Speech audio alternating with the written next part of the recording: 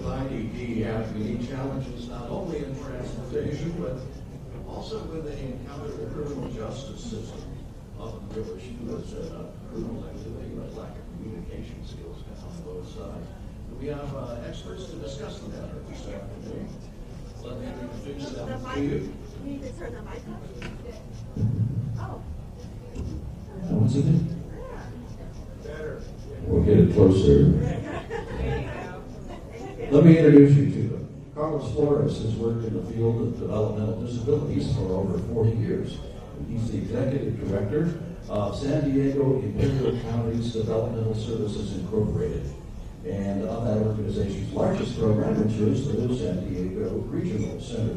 He was promoted to that position after serving as the associate executive director. Over the years, Mr. Flores has held many positions at regional centers around the state. He also served at the Department of Developmental Services and at Early Start. Deputy Paige Robertson is the Americans with Disabilities Act coordinator for the Larimer County, Colorado Sheriff's Office. She works to maintain policies and procedures that ensure positive relations between law enforcement and individuals with disabilities. She's a certified ADA coordinator and an advocate for collaboration between law enforcement agencies and organizations that work with individuals with disabilities to ensure that there's equal access for all. In fact, she works closely with the ARC of Larimer County. And Astrid Zuniga describes herself as first and foremost a wife, mother to 5, and grandmother to 10.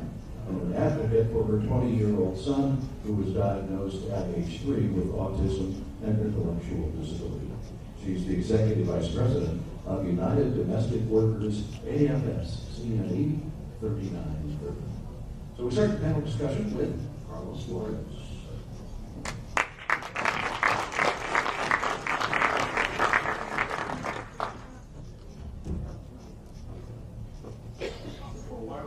Discussion, you just waiting for me. And then I guess I'll give the discussion. Is this thing on? Turn on. Okay, we're good? Okay. No? Keep talking. All right, keep talking. Good. I've been an assistant for 40 years, and I've been the director of San Diego Regional Center for the last 12. And I'm very proud of what we did in those 12 years. We have a couple of programs that I'm especially proud of. One is a program for victims. It's victims assistance services for people that are the victims of crimes. And the other is services for persons that are committed of a crime. And I've been asked today to speak about the latter, about the services that for persons that are committed of crimes. And I'm assuming I hit any button with state advances. Okay. You know which button to hit? I'm going to give you a lot of information in these slides, and I'm not going to go through all the information because that would be an hour presentation. I don't do that to you. So the slides have, presumably, they'll be available to people if you're interested in receiving a copy of this presentation so that you get the detailed information.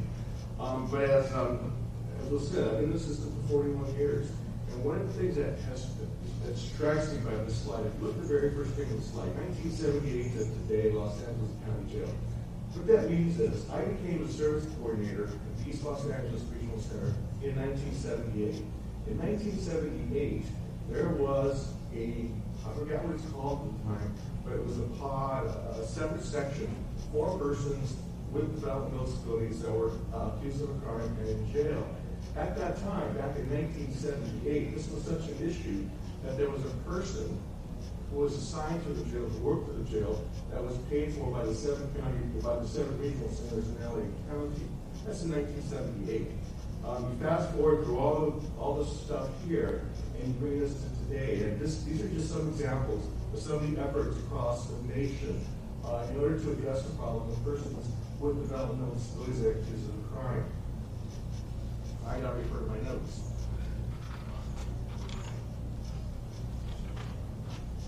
So my presentation is split into 2 parts. First, I want to give you some general information about what the issue is across the state in California. And after we talk about California as a whole, as a state, I'm going to give you information about what we're doing specifically at the San Diego Regional Center for persons that are accused of a serious crime. So, that we know of, there are at any point in time about 250 to 300 people in either a jail, a youth authority facility, or a prison that have a developmental disability. These are the people that we know of that are served by California's 21 regional centers. I've developed some information for you today so you can get an idea of the people that are in those facilities by regional center. That'll get us to 250 people. What's interesting about this first slide, this is split into two parts. So the first one is the first 10 or so regional centers. The next one is the next 10 or so regional centers. Look at Alta, and Central Valley, and North LA. Those are regional centers that have anywhere between, that serve anywhere between 10,000 and 36,000 people. Inland's largest are around 36,000. Look at Harbor. Harbor has 15 people in county jail. On this date, October 31st, this is the DDS source. Why is that? That's the regional center that serves about 8,000 people. So why 15 people in jail? The answer is, I don't know. It's an interesting phenomenon. The next slide shows the next set of regional centers. South Central Regional Center strikes me right away. Look at that number of people in jail in South Central Regional Center. 40 people on October 1st, just from one regional center. They serve about 10,000 people at South Central LA Regional Center. So if you total those three numbers, 181 people in jail, 22 people in youth authority, kids in youth authority, and 48 people in prison, that number is 251. Those numbers are constantly changing. For example, for San Diego, you'll see back in October, there were 16 people in county jail. That number today is 21. In the last 3 years, for some reason, our numbers have tripled. We used to be, at a point in time, 5 to 7 people in county jail. 3 years later, we're at 15 to 21 people in county jail at a point in time. And why is that again? I don't have the answer to the question today. That number 48 in prison is, in my opinion, exceedingly low. I think there are a lot more people in prison that have a developmental disability than 48. I think it's probably 1,000 people that are in prison with developmental disability that have not been identified as having a developmental disability.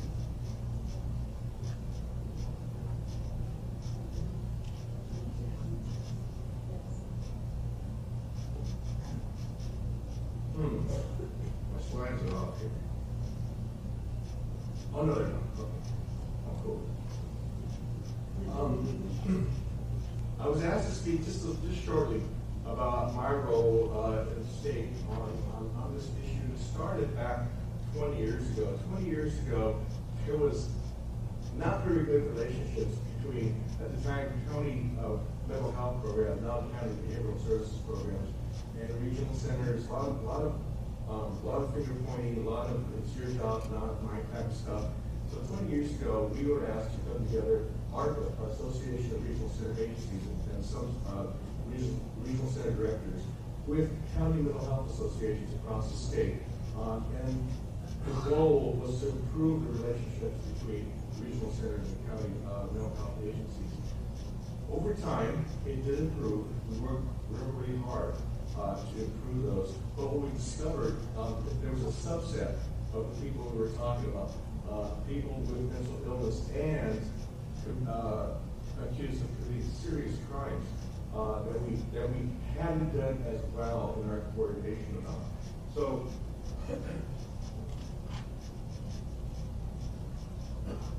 right around 2015, we decided to disband within the Mental Health Collaborative and focus our efforts on the forensic issues for persons with developmental disabilities. So the Forensic Task Force was created. It was created with an MHSA grant, Mental Health Services Act grant, back around 2015.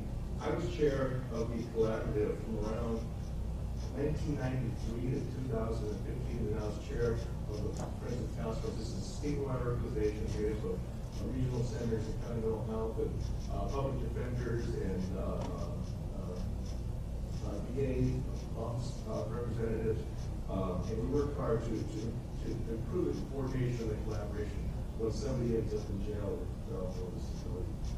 We lost the grant for a year.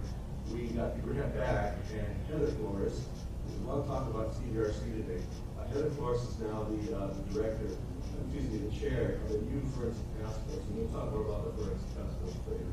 One of the things that I want to bring to your attention is that with this new grant, we're back on track in providing coordination across all 21 regional centers and sharing information across all 21 regional centers. On May 20th and 21st, there is a put together a seminar in Southern California for the 21 regional centers, for public defenders, for VAs, on the issues around persons in jail with developmental disabilities.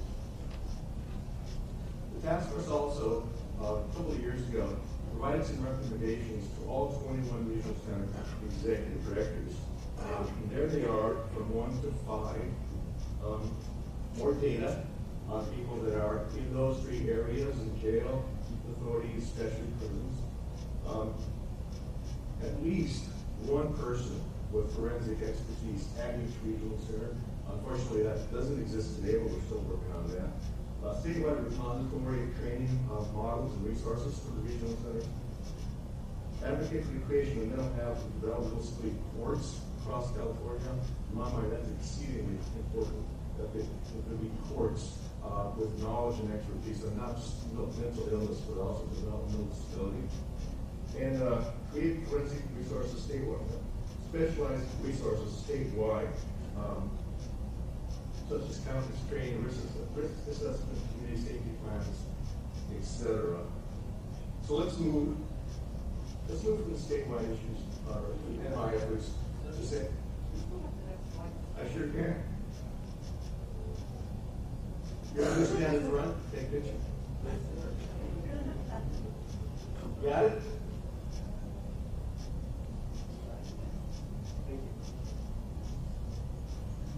All right, I'm going to go really fast. I run out of time here. I appreciate your patience. But here's where at San Diego Regional Center. By the way, I'm looking around the room. Can I hear? I see representatives from San Diego. Can I hear you from San Diego? Come on, let me hear you.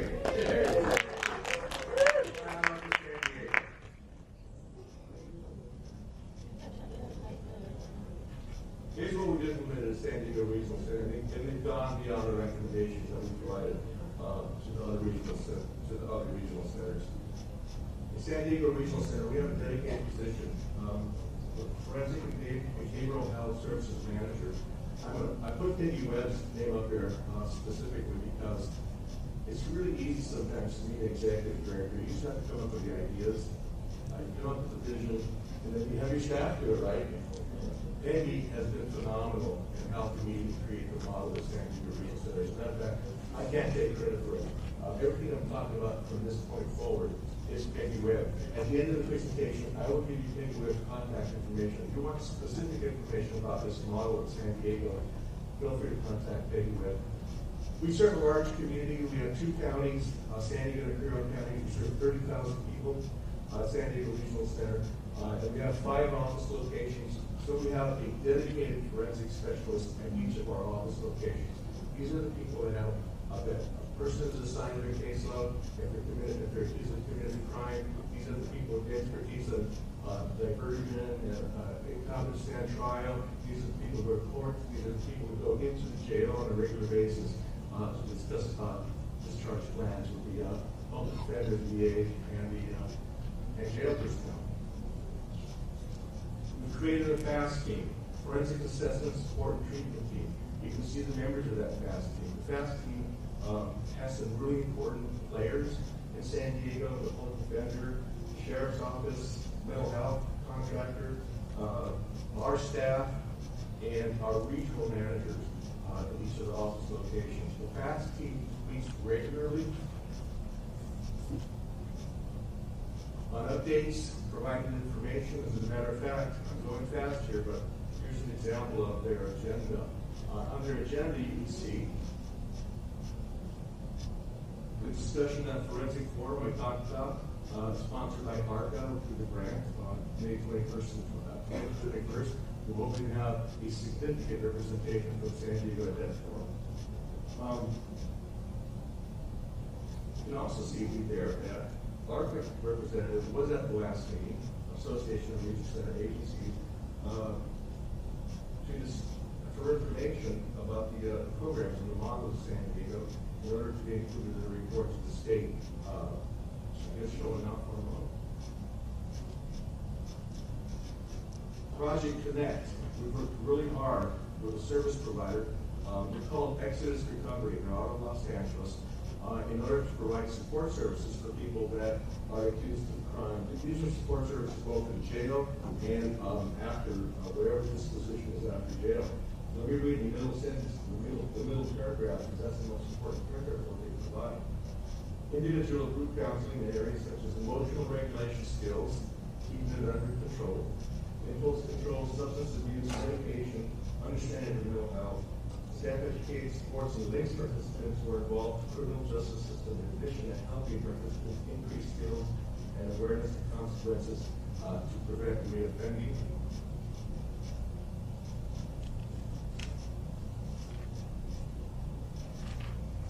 People with developmental disabilities also many times have substance abuse issues. So in addition to the Project Connect, we have a contract with Marsh Services, that's a service provider, and Marsh does substance abuse counseling, including a modified 12-step program specifically for persons with developmental disabilities. We work very, very, very closely with law enforcement in both San Diego and Imperial County. Both San Diego Police Department, other police departments, and County Sheriff's Department in providing training at the academy, regular meetings with all of our, well, to the extent we can, with all of the police departments and sheriff's departments. And they've also created, in conjunction with County Behavioral Health Services, we've created the Emergency Response Plan. The emergency response plan is something that person helps us to create. And these are people both who have been, who are on probation or at risk. We have risk factors that tell us when somebody might be at risk of committing a crime. But they carry this around with information about themselves, especially if they have a significant disability. So if they come in contact with law enforcement, they're able to produce something from their pocket that gives them information to law enforcement about themselves.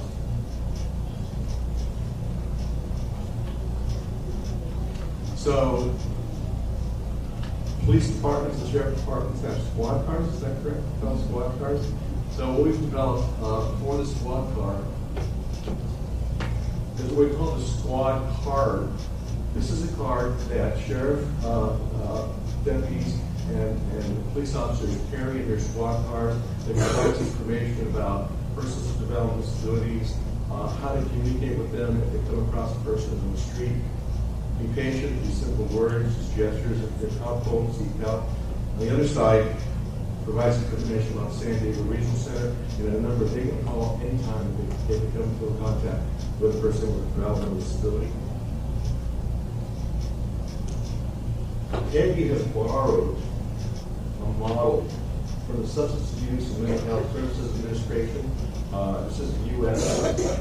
Department of Health and Services Division. This is a model of serving the person from first contact on the street with an individual with developmental disabilities through the court process, and then whatever the disposition is after the court process. It's kind of complicated. This is where I urge you, if you have specific questions about this model, to contact us. But it starts with contact, and you can see all the stuff that goes on in supporting the person after that first contact with law enforcement. The premises alert on top is an interesting program. It, without revealing any confidential information about the person with developmental disabilities or people with developmental disabilities, it provides law enforcement, if they're on call to a particular home where there have been issues, it gives them a heads up on those issues whenever any call comes into 911. We're in constant contact with PERT, SECAC Emergency Response Team. We work closely with our PERT in San Diego County. You can see the Emergency Response Plan is part of that. And our forensic liaisons have frequent meetings at the police station. We talked about that. Second part of the model is the initial detention when a person first goes into jail after an accusation of crime. We collaborate with all 5 jails in San Diego and Imperial counties. We have access to all 5 jails in the county through our forensic liaisons. We have monthly reports from all jails on the people that are in jail. At this point in time, it's 21, and what their disposition is, or what the progress is on the plan for discharge from jail. The third part is the court process. In San Diego, we're fortunate. We do have a mental health court, and the mental health court does include persons with developmental disabilities. In addition to the mental health court, we have what we call other collaborative courts. There are people who are usually before a judge, a drug court, homeless court, domestic violence court, traffic court. We've done misdemeanors, and we're involved in all of them through our forensic liaisons. We also have a contractor who provides competency training. If a person is deemed not competent to stand trial, the judge orders competency training. We're able to do that if they're in the community, if the judge allows them to return to the community, or while they're in jail. The last part, as we discussed, we're clear to enter jails to help the public defender, the DA, and the jail with the plan, whatever happens after discharge. Usually what happens is the person is deemed not competent to stand trial. If it's a very serious crime, then they're going to Porterville for competency training, Porterville Developmental Center. At Porterville, there's a secure treatment program there, STP, that is locked. And I understand that in the past, the commitment for incompetent to stand trial training has been 3 years, and that's been reduced to 2 years now.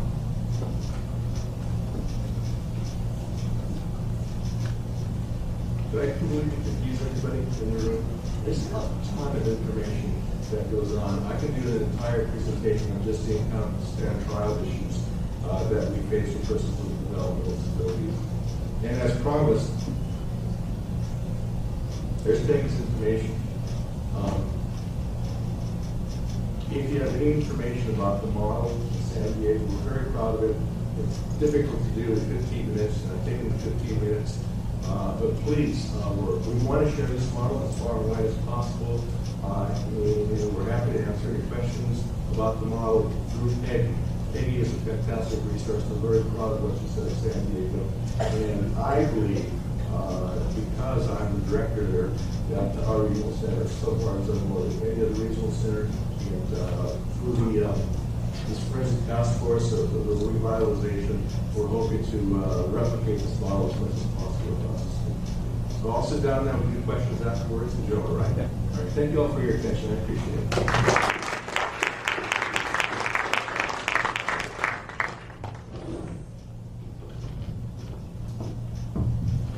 You guys hear me all good? Cool. I don't have a PowerPoint. I want to first off start by saying thank you. As I mentioned earlier, my name is Paige Robertson. I'm the ADA coordinator for Larimer County Sheriff's Office, which is actually in Fort Collins, Colorado. So I'm not from California, although I am really enjoying your guys' weather today. Last week we had that bomb cyclone, which was intense. Anyways, I'm here to talk to you guys today about kind of 2 action items. One of them is the training that we're providing our law enforcement officers, specifically our corrections deputies, on how to interact with individuals in our jails that have intellectual and developmental disabilities. The second action item is how you guys in your local ARC chapters or your local entities can start those conversations with law enforcement to try and get that training implemented in your areas. So to start off, 85% of police encounters we know are with someone with a disability, which is outrageous in my opinion. 40% of jail inmates nationwide have some sort of disability. Law enforcement's opinion on that in the past has been, especially in the jail, of we treat everyone the same regardless. The tables have turned now, and that is not true. So my primary responsibility for my job is actually working in our jails, working with every individual that comes in our jail that discloses a disability to ensure that their accommodation and modification needs are met for whatever disability they disclose. Our biggest issue, as you can imagine, is that we work off of self-disclosure. So individuals that come into the jail, what we're seeing, especially with intellectual or developmental disabilities, those disabilities don't get disclosed. It's very hard for us to then identify those individuals and implement any accommodations or modifications to our policy or procedures that they may need.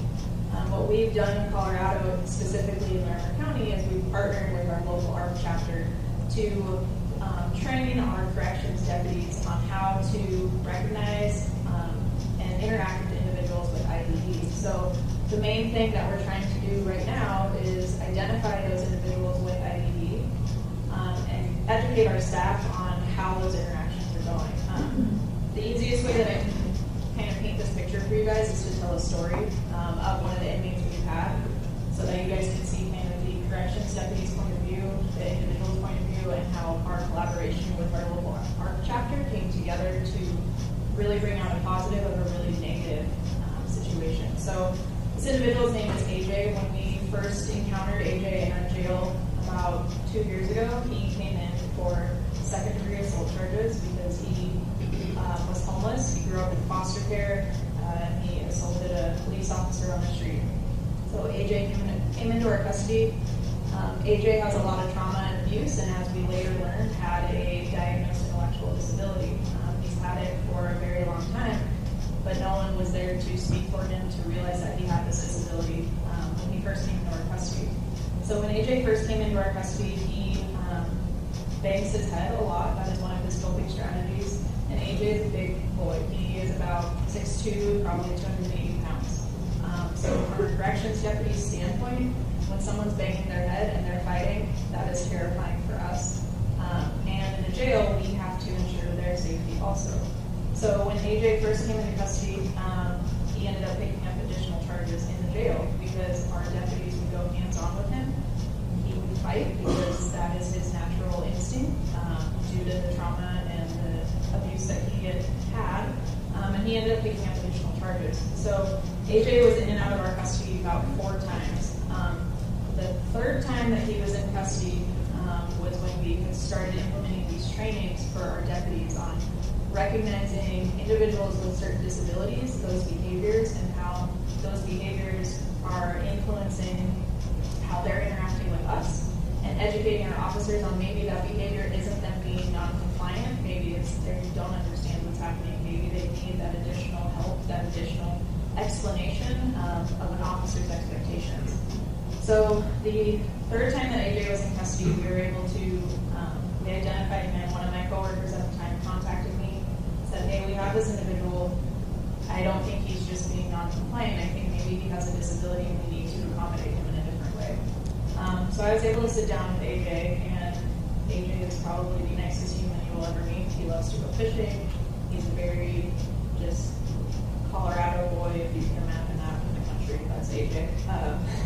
But when you encounter him and you don't know who he is, things get scary in the corrections world. So we were able to work with AJ. We realized that when he was hitting his head, it was because he was stressed out about something, specifically going to prison. So his court sentence was looking at him going to prison for these second-degree assault charges he had picked up. For him, prison was the end-all be-all. If he went to prison, his life was over. It took us months to get him the resources that he needed. So when that all started with bringing one of our advocates in from the ARC in Larimer County. So they came in, we were able to get AJ tested. Basically, we had a psychiatrist come in, they did a test to show that he did have an intellectual disability according to the state of Colorado because of his IQ.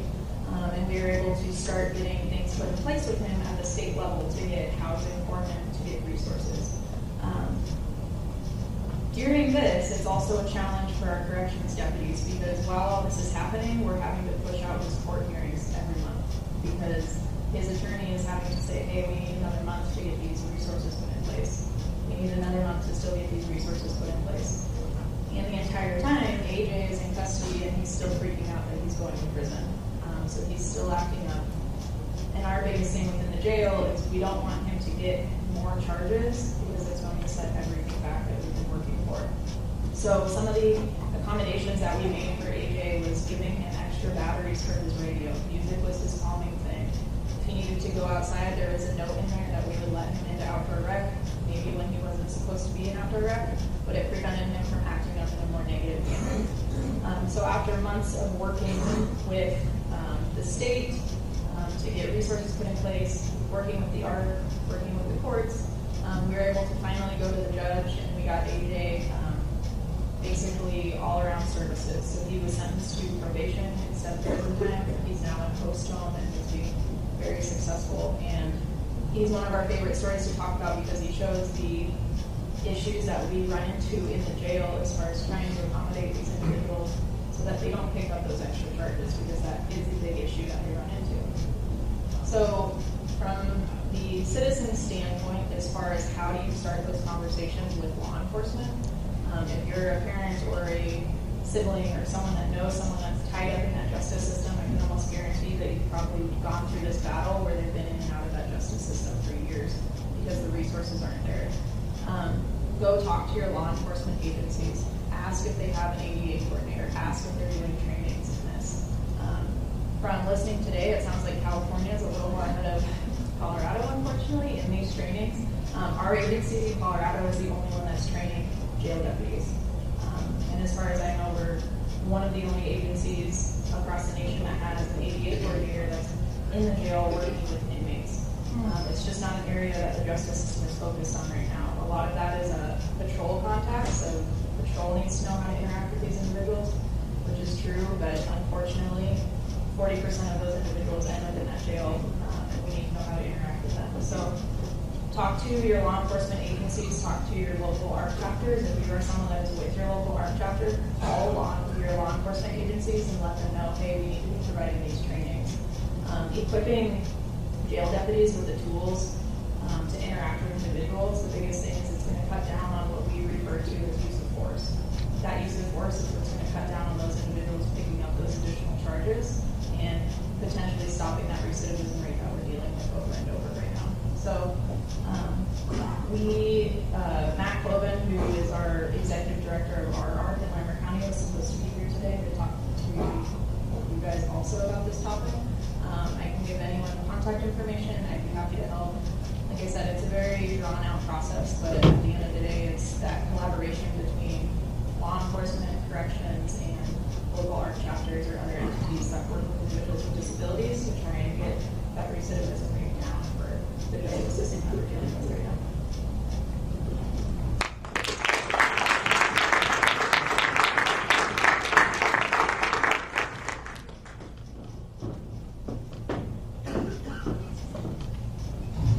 Afternoon, everyone. Are we still awake? So, my name is Astrid Zuniga. I'm a parent advocate, and I just want to start off by saying thank you to Jordan and Teresa for asking me to be here today, and thank you guys for taking your time of your afternoon to listen to my story. I was asked to come and talk about the advocacy that I have done on behalf of my son. So, a little background on myself. My son is now 20. His name is Manny. And he's at the severe end of the spectrum for autism with a secondary diagnosis of intellectual disability. He was diagnosed right before the age of 3, and he's been in an amazing school site in Stanislaus County and had regional services. I am blessed that I have had no problems. I hear tons of horror stories, but I'm not one of those.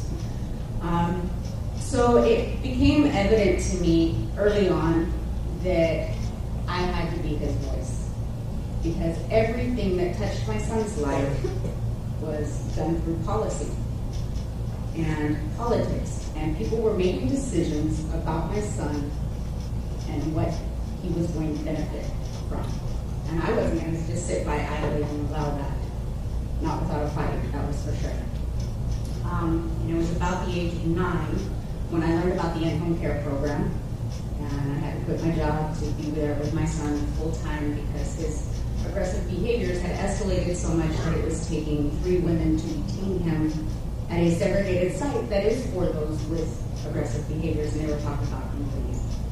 So for me, that became my narrow focus. And that's when I got involved with United Domestic Workers Union. And I've thrown them quite a few curveballs over the last few years because as my son aged, his wandering of sorts, he's nonverbal, combative, he's a runner, has no fear of water, hides, scars. Most of you, I'm sure, deal with individuals like that. He was about 14 when he had gotten out of my front gate. I had my house like a fortress, trust me. But one of my kids forgot to lock the gate behind me. And it's about 11:30 at night. He's supposed to be in bed. I'm in the backyard talking to my husband. And all of a sudden, I get this gut feeling. Moms get those gut feelings. And I looked at my husband and said, "Did you lock the front gate?" He said, "I don't know." Sure as shit, I went inside the house and every light was on and every door was open and the front gate was too. He was gone. Know that there was a rush of feelings. I was barefoot. I took off running down the street barefoot, looking for my son, screaming, hollering. The neighbors came out. They all had their flashlights. People were on bikes looking for him. I found him almost a mile away from home, right before a bridge. Know that I was happy to get him home, and I was laughing, and I was drinking a beer because I needed to calm down. But then my wheels started turning. I was like, the what ifs. What he has no fear of water. Once he's in it, he realizes that he's got nowhere else to go. He's scared, but he doesn't realize that he can run and jump right into that water, and he probably will. So those my fears of the what ifs, and one of those what ifs happened to be what if he had come into contact with a law enforcement agent, a police officer, and they didn't know that the reason why he's running from them is A, that's what he likes to do. B, it's just part of his disability. He doesn't know how to follow verbal commands. I'm his world, and he still don't listen to me. Right? But he doesn't understand the world around him, and it's his basic human instincts to fight or flight. So what are we going to do? So I started researching, and I talked to my union, and I was like, we need to develop training, education, and tools. Right? So that they can do their job more effectively and our loved ones can come home safe at the end of the day. So that is when I set out to find like-minded legislators to push forward policies on it. Because I found that it was not mandated, it was just voluntary for law enforcement agents and first responders to take any kind of training on how to interact with somebody with a mental health or intellectual or developmental disability. I thought to myself, we're going to mandate this.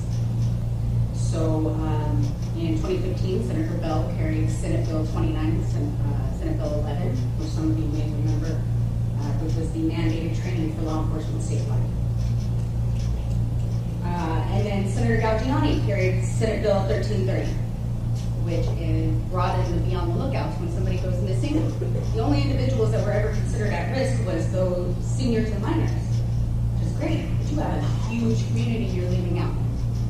We'll know that now any adult with a developmental or intellectual disability is also included in that. Be on the lookout to be considered at risk.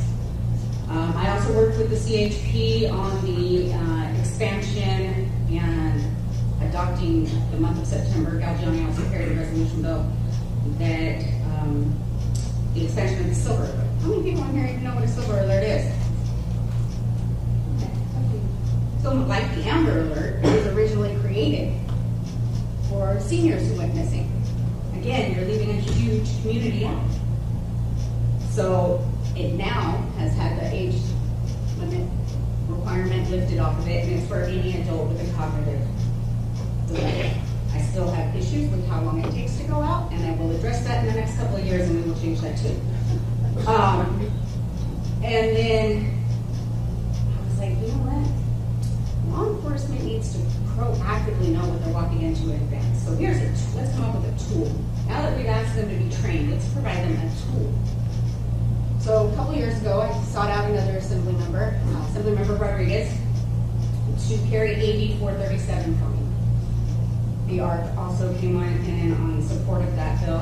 Thank you guys very much. And we worked diligently to create a voluntary statewide database in which people could provide their information. Maybe grandma or grandpa is 75 years old, speaks Spanish, has Alzheimer's, dementia, PTSD, and is dead. First responders should know what they're walking into, right? So they can do their job effectively, and everybody gets to go home at the end of the night safe and sound.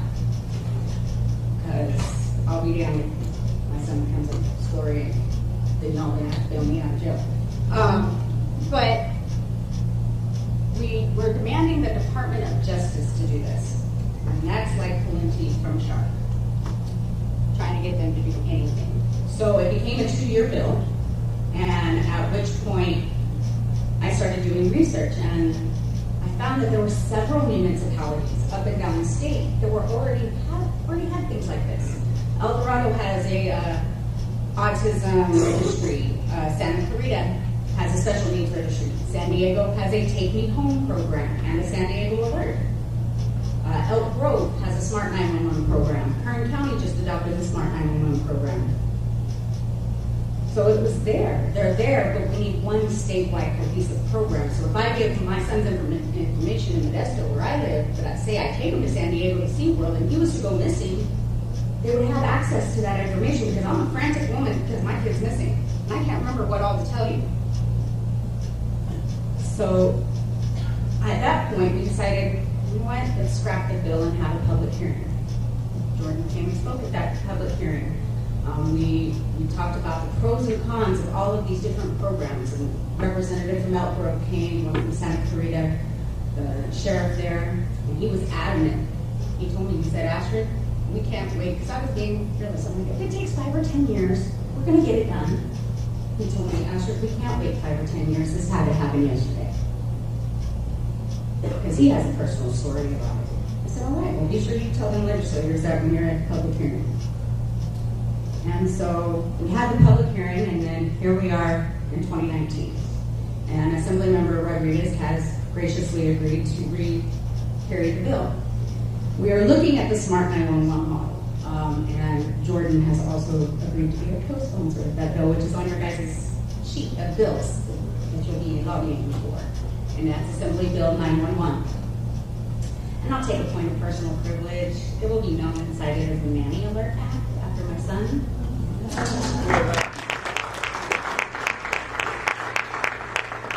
Trust me, when my colleagues at UDW sent me that language to approve, I couldn't say it without bawling. I was a mess the first day. It was like 2 days before my birthday, so that was a super cool birthday gift.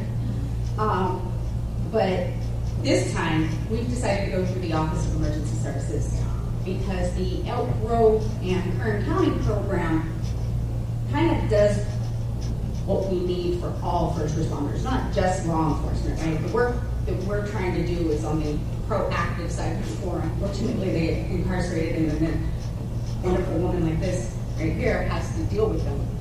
Because we got this, as people that live with them every day, we got this. But, so it's, what this program will do, the Smart 911 technology, is you could voluntarily go into the database, provide a profile, and it travels with you up and down the state. It also travels with you across state lines. It is a technology company out of the East Coast called Rave Technologies.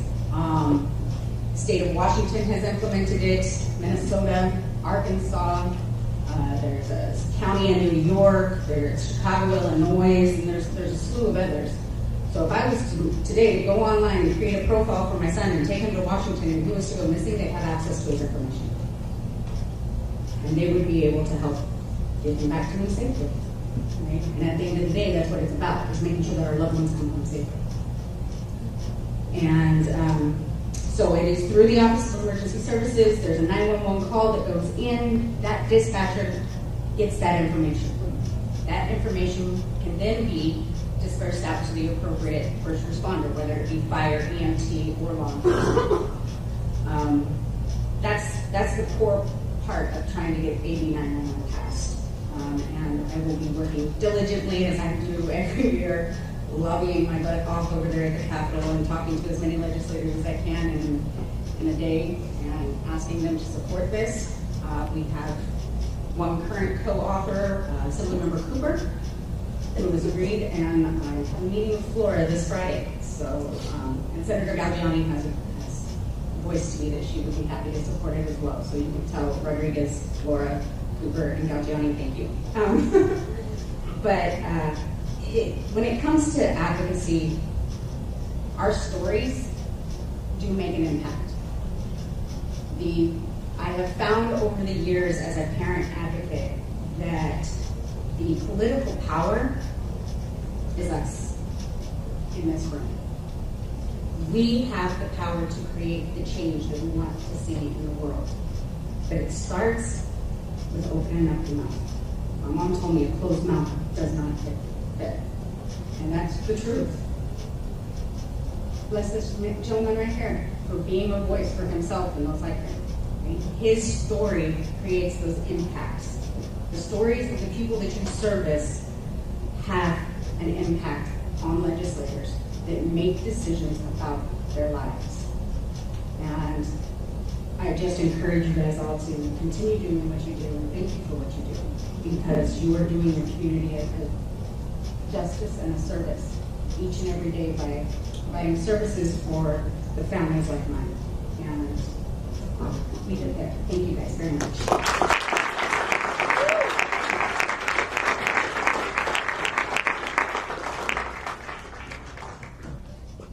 Did you want to facilitate questions? Why don't you just, I mean, you've been working great, what you've been doing. Just Get your steps in. We're, once again, opening up for questions for this incredible panel. Obviously we've gone through so many different sectors of intersection, and this afternoon is really dedicated to kind of this area of intersection, and my goodness, there's a lot to be talked about. So, I'll start.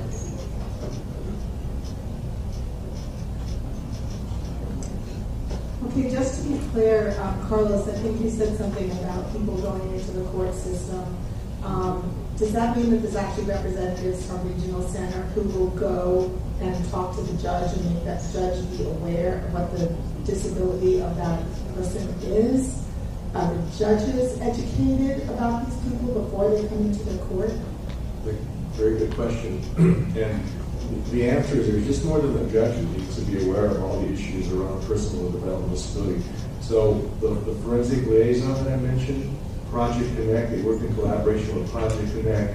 It's their job to make not only the judge aware, but also the public defender and the district attorney's office. All the issues are all around developmental disability, so they're all aware. And then our most important job, we're not the judge. We don't make any determination of guilt or not guilt or incompetent or not. Our most important job is to make sure that the person who is accused knows what all his rights and attitudes are in order to work with the public defender to defend him or herself. So they're all important.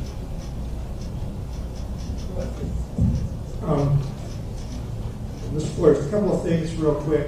I happen to be an attorney who does a lot of work. I don't do criminal law. I do a lot of work with families with mental illness and also developmental disabilities. Your courts down the mental health courts are well known, especially in the mental health world. They're wonderful things. A couple of observations. My core area is Regional Center of East Bay, which I love Regional Center of East Bay. But here, a couple of things. We're not far from where J.C. Dugart was held captive for 10 years. And one of the issues that I had to deal with, I've got two issues I'd like to bring up. One is that, during that period of time, we had a number of folks, especially with autism, who ended up in jail over this thing. I had one very large, very overly friendly young man in the spectrum who offered a young lady an ice cream cone, an 8-year-old, which seemed perfectly natural to him. He spent 2 days in the county jail. I had another gentleman, nonverbal, in a level 4 group home, who was probably being molested by another person, and his only way of acting out was to bite the other person. He spent 3 days in the San Francisco county jail. This was not good for them, and they probably still suffer today. That's one thing I'd love to have you folks address. The other thing with it is I have had 2 people in the last 10 years who have been serious criminal, as far as we know, serious criminal problems. But one of the things that each of them did is they took them off of Regional Center services and then ended up in the corrections in the jail system. They probably should have been diverted to Porterville, but there was nowhere we could. I had no standing as the parent's attorney. There was nothing we could do. And once again, there's some of these folks who either should be regional center clients or have been regional center clients. They drop off the map. And I share your, I think those numbers are a fraction of the numbers. I can count in my head that number of people. So anyway, I know that's a lot to bite off, but this is a really important subject. I'm not sure any question in there. but let me say that a couple of things. Number one is that in San Diego there are 5 jails, 5 locations, and anybody that's been identified as having a developmental disability is transferred to Central Jail downtown San Diego because that's where there's a developmental disability unit, and in that unit we work closely with the jail personnel. And we do a modified IPP. Within that, that modified plan has 2 parts. What do they need in jail, and what do they need in the court process? And I forgot the second part of what you were saying.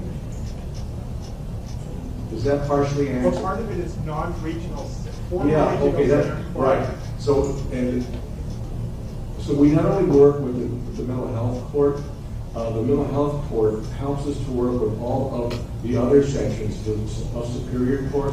So if anybody is suspected of having a developmental disability, we have an accelerated process where we will go out to jail immediately, assess the person, and determine well before the 120 days we're allowed to determine if they have a developmental disability or not.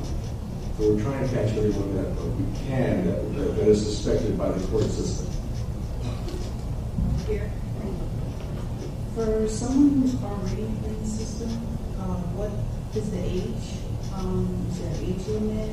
And what type of services do you offer them who have been incarcerated for 10 years? If they're what? I'm sorry, the last part? They've been incarcerated for at least 10 years, and what's the age limit for the services that you offer? So I guess there are 2 parts. We answer your question in 2 parts. Number one is that people are incarcerated locally, both in county jails and in youth authority facilities, juvenile detention facilities. All the services that I mentioned for the county jails are also available for kids going through the juvenile process. And there's not a special court for the juvenile process, but it's a smaller system. Instead of the 30 courts in Superior Court and juvenile, only 5. So we're going to reach all 5 judges in juvenile court.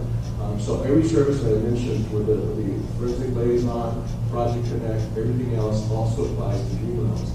The second part of your question is that people are coming back from Porterville Developmental Center after they've gone through their 2 or 3 years of competency training. And people are also on parole coming back from prison. We also have an agreement with prisons in our area that we know of. I mean, some people are sent to the Folsom or far away, but if we know the person one of our clients who's gone to prison, they're being paroled, we have agreements with the prisons to contact us immediately so we can start the planning process when they return. Over here. Hi, good afternoon. My name's Allie Hamilton. I'm a statewide community organizer with the Disability Organizing Network, and I just want to thank all of you for speaking to what you did today. I wanted to know 2 things. One was, are you, Paige? Paige. Are you aware of any ADA coordinators? I wish I knew this, but ADA coordinators that exist within systems within California?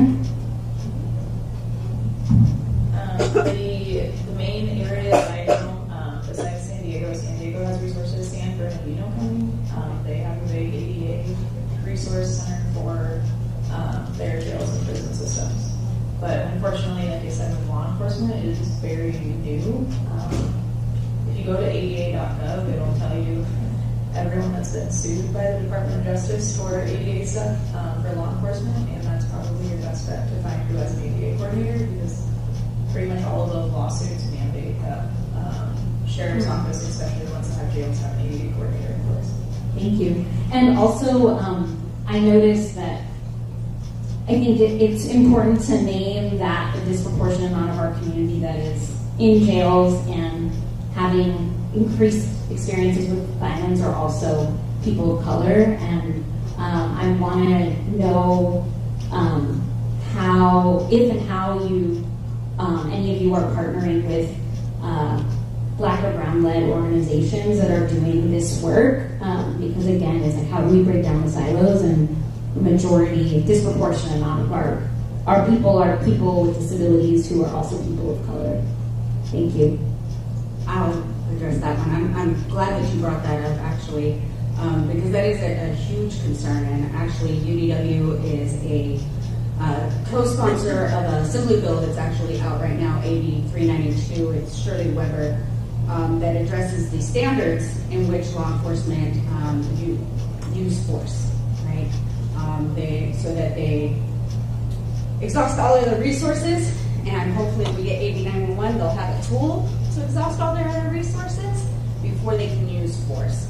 And some of the research we have done with AB 392 shows that half to a third, I'm not mistaken, 1/3 to 1/2 of all use of force interactions are people with disabilities. So there are partners out there that are working diligently on this, and we're trying to spearhead it as well. Like I said, I threw a curveball at my union because all they ever dealt with was IHSS issues, and then I said we need to address the interactions between law enforcement and people with disabilities by being proactive and working in collaboration with law enforcement up and down the state to get this done. So we don't specifically look at people of color and ratio, I guess, against some of the people that are in trouble with the law. But we are working on the risk factors, and those risk factors would include neighborhoods, geographical considerations, proximity to gangs, things like that. But I guess there's some association with people of color, not direct association, but we're more interested in what puts a person at risk of committing harm. I'm on the board of FASD Network of Southern California. Most of us are adoptive mothers and some orphans. Many of our children and young adults have FAS, fetal alcohol syndrome, and many of them have not been able to obtain regional center services. Many of them have been wards of the court. My question to all of you, do you train your folks in the areas of FASD? And if so, I just want to share, oftentimes there's such invisible disabilities, but it is brain damage. Help me here. Our agency, the trainings that we do train on FASD, kind of what our trainings look like. Colorado splits intellectual and developmental disabilities up. It's my understanding, after talking to Carlos, that it's all developmental disabilities in the state of California. We split our training up that we do with our patrol and jail deputies, and we go through what different types of disabilities look like. And so we do focus on fetal alcohol syndrome, that is brain damage, and we focus really on the understanding or lack thereof when you're interacting with those individuals. So educating officers on this person might be saying yes to your question just because they are just trying to please you, and they might not actually know what you're asking them. So we train our officers on to look at the entirety of that situation. So one of the examples that we bring up is we had an individual that went into Target with some friends. His friends stole a couple Game Boys. This individual who had fetal alcohol syndrome stole 2 batteries. So he opened up the battery pack and stole 2 AA batteries because he needed them for his Game Boys. So he saw his friends do this. He didn't realize that was stealing, he didn't realize that was wrong. So we train our officers to look at situations like that. If someone's committing this crime knowingly, they're walking into Target and they're only taking 2 batteries, there's probably something else going on with that individual. And that's where we do this training with our officers. We have a lot of contacts, so we will reach out to our local art chapter or Foothills Gateway. They'll reach out to me saying, hey, we have a situation. What do we need to do? And then we also communicate that with our public district attorneys to try and educate on that. So our agency does break it down to really try and educate our officers on what some of these disabilities look like, the key features of interactions to kind of keep people in on, to try and make it so that we're not arresting people that don't need to be arrested, basically. Thank you. In terms of San Diego, we have icons in the field of fetal alcohol syndrome. They are doing cutting-edge research, so you probably know about them. If you don't, Absolutely. thank you.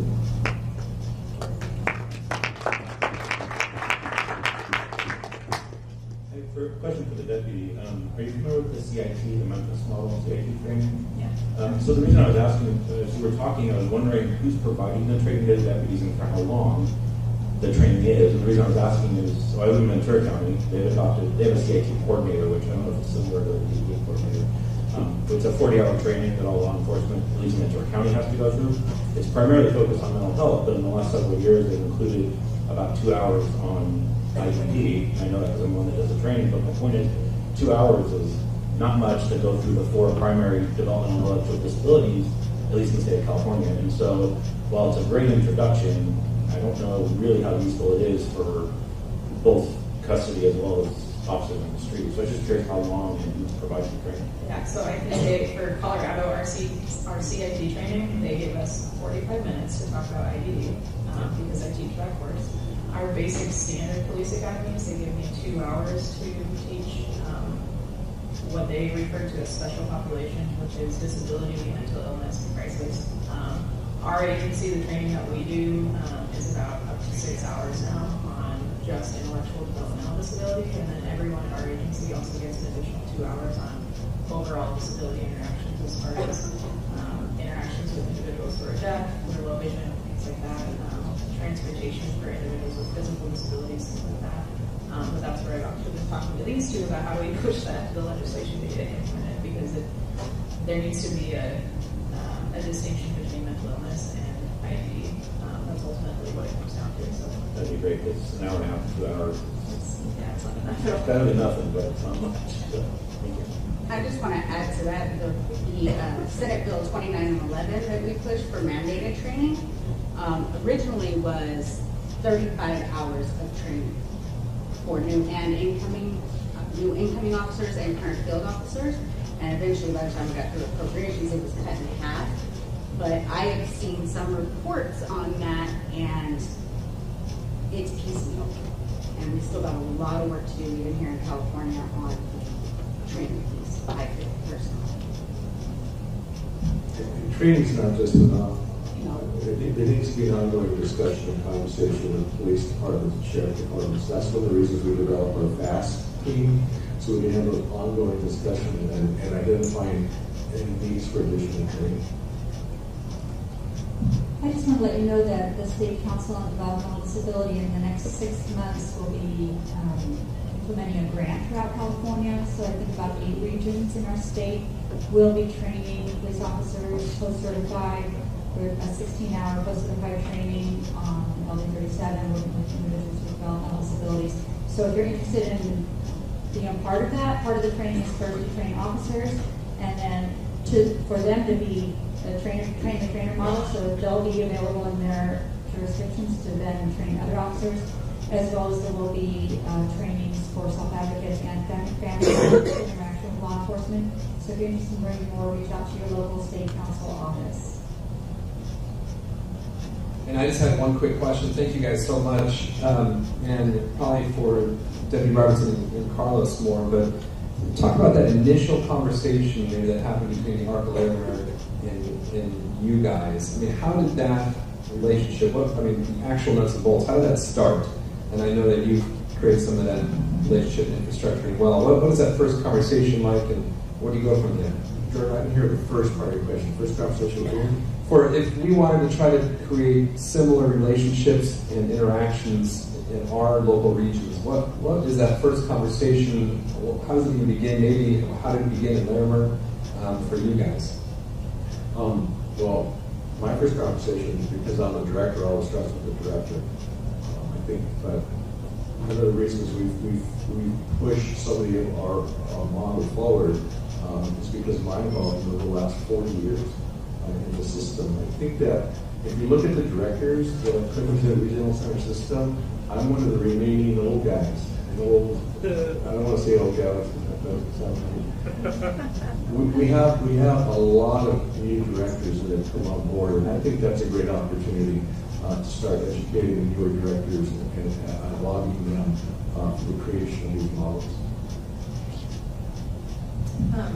Advocacy, I mean, that's the biggest thing. So our reached out to us and said, hey, their big thing with justice is the school to prison pipeline. So we recognize that there's about 30 to 60% of individuals that are ending up in the juvenile justice system. We're getting them into our adult justice system in our jails. And recognizing that individuals in jails have rights, they still have their civil rights, and we need to be training our officers. So it was really advocacy from the ARC reaching out. The Department of Justice also had a little bit behind this. Our agency got into a lawsuit, like a lot of other law enforcement, sheriff's office agencies, for failure to provide effective communication, and another ADA issue that law enforcement basically we are unaware of until it's brought in front of us. Our agency is very innovative in the fact that we recognize that this failure to provide effective communication is only one aspect of the ADA, and there is a huge need. So that's really how that conversation started. The ARC just reached out for a training unit, and a lot of law enforcement agencies are constantly looking for that new training. What can we be providing? And there's been a shift now of recognizing that training on disability rights and inclusion, how do you provide accommodations and modifications, law enforcement is really trying to get that type of training because it's changed from 20 years ago. You can't just say you didn't know. Law enforcement needs to be trained. They have a right to serve and protect, and that includes protecting people's civil rights, even if it's from arrest to the jail system. So it's just really reaching out from that advocacy standpoint. I forgot something, Jordan, and that's it. When we started the forensic task force back 5-6 years ago, Yard, California was a partner and a frequent kind of representative on the task force. So maybe it's time to revisit that partnership with Yard, California and our forensic task force. Carlos Flores, Deputy Paige Robertson, and Astrid Zuniga, thank you all very much for making a great conversation.